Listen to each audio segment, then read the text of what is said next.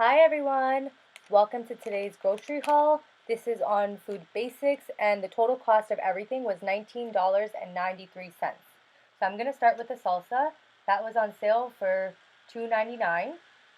The taco shells, hard shells, were $2.29. The crackers were 99 cents. The tomatoes and the tomato sauce were on sale for 88 cents each, all three of them. We chose the Romano cheese and basil flavor. 4 peppers were $1.88. We got my dad's milk for $3.97, lactose free, 1%. We also got large rolls, or I think Kaiser buns, for 65 cents each, and we got 2 of those.